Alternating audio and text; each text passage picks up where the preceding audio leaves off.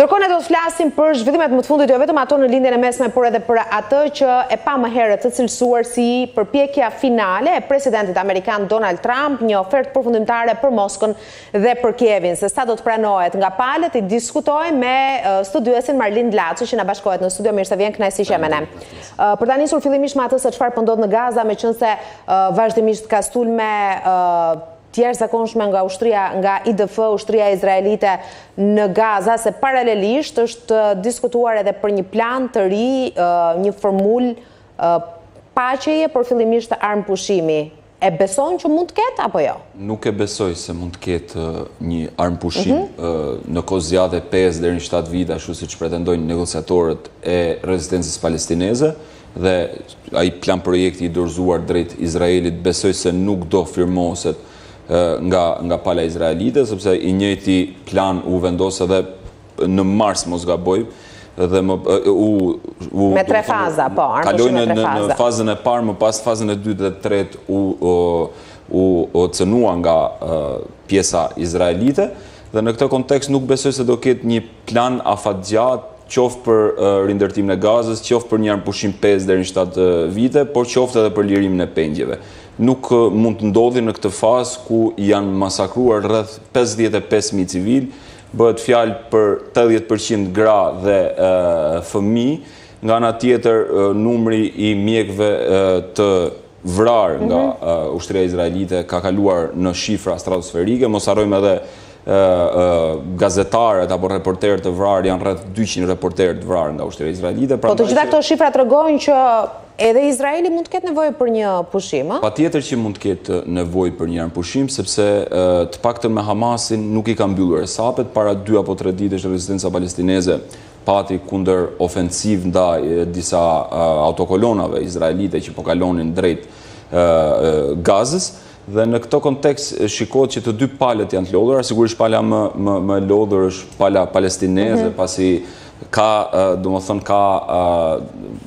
bilancet të frikshme.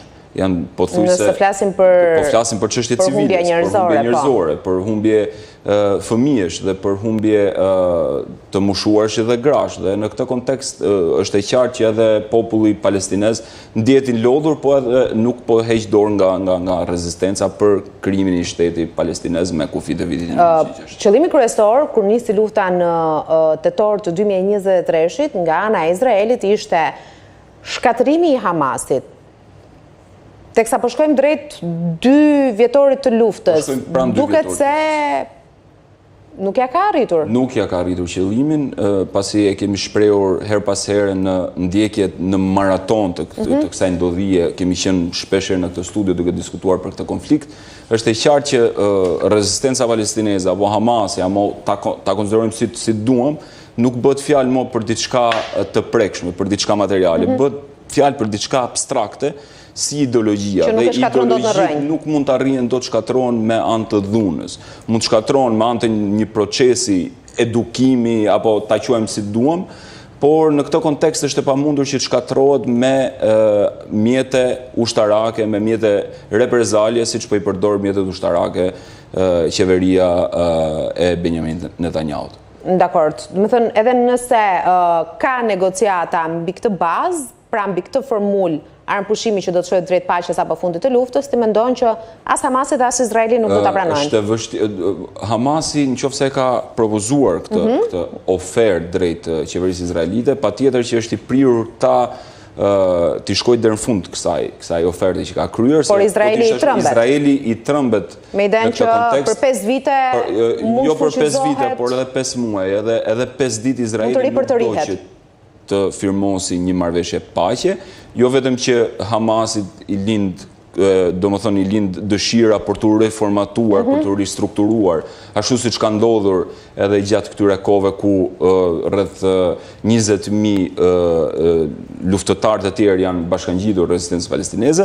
Nga ana tjetër, Izraeli në çdo përfundim eventual të luftës është përpara dilemës së burgosjes së krerëve kryesor të qeverisë, siç është Benjamin Netanyahu apo ish ministri i mbrojtjes Yoav Gallant, të cilët kanë një çështje të hapur në gjykatën ndërkombëtare penale të Hagës. Dhe do të kenë kosto politike mbi gjitha.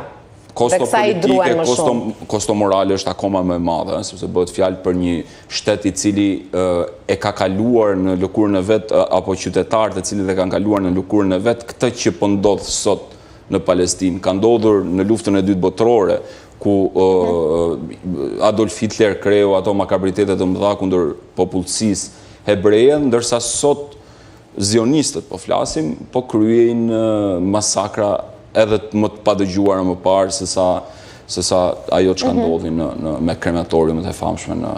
Dhe këtë duket se ka një tërheqje të presidentit Amerikan Donald Trump, pavarësisht dy takimeve me Netanyahu në Shtëpinë e Bardhë, duket totalisht larg këtij konflikti në lindjen e mesme, të paktën përkohësisht. Sepse nuk mund t'i japi dot zgjidhje.